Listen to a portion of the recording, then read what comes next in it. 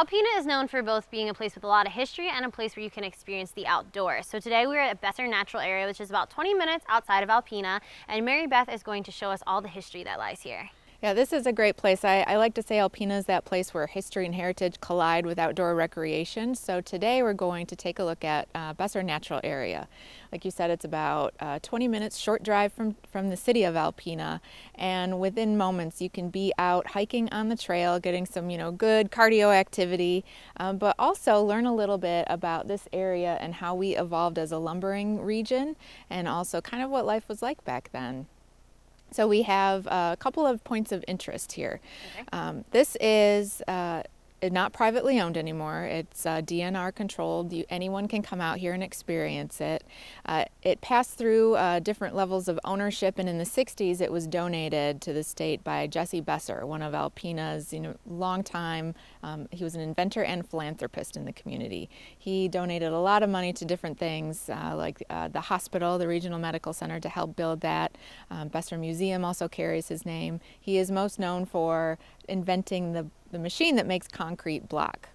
So thanks to him, we can all enjoy this area, and it includes about 4,500 feet of Lake Huron sandy beach frontage. Yeah, I take my dog to this beach. It's beautiful. It is. I think this is one of the most beautiful beaches we have in the region. The water is awesome. Yeah. Blue, amazing in the summertime. Can be like bath water out there.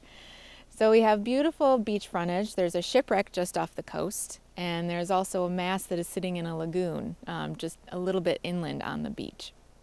So you can walk along that or swim out to the shipwreck and snorkel right over top of it and see the ribs of this old wooden ship right before you. But what I like best is what's on dry land, and you can actually visit the forgotten village of Bell. We like to say that it's forgotten because nobody really knows how it was abandoned. It's kind of a mystery. Yeah.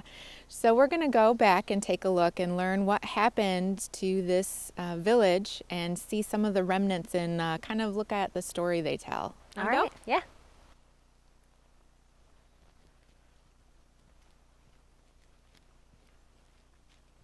So here we are at the first interesting artifact that we find in the middle of the forest here. It's kind of exciting to be walking along, and all of a sudden there's a giant chimney amongst all these trees. What is this thing doing here?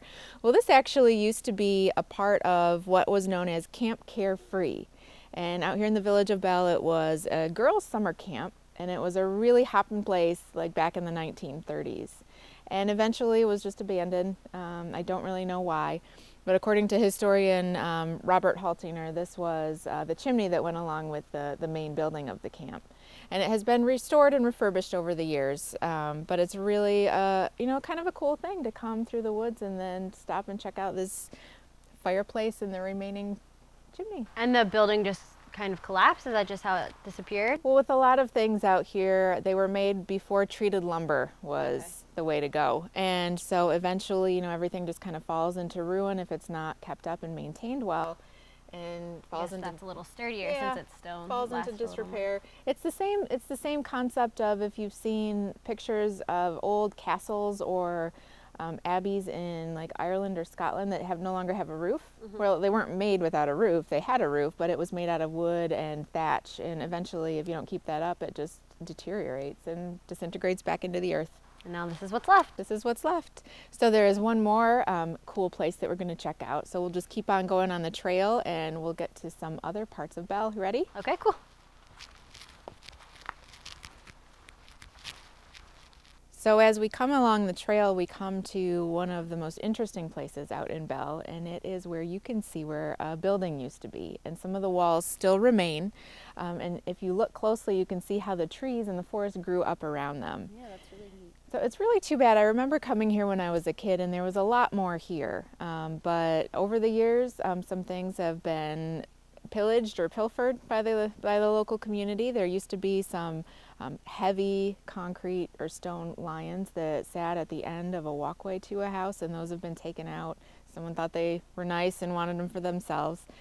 So here what we can find is an old safe, a couple of old metal remnants, and definitely signs of where civilization once stood. And do you know how big this village once was? At its prime, Bell was a village of about 100 residents. It grew in the late 1800s from a fishing village to a lumber town.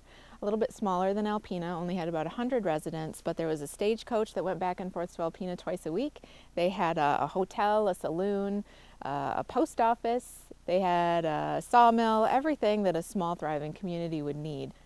But now we're going to go check out the beautiful pristine beach because that is definitely one of the assets of this area. The historic feature and getting to trek through the Lost Village or the Forgotten Village is really interesting, but the beach is also a great place to hang out in the summertime and the wintertime, hiking around.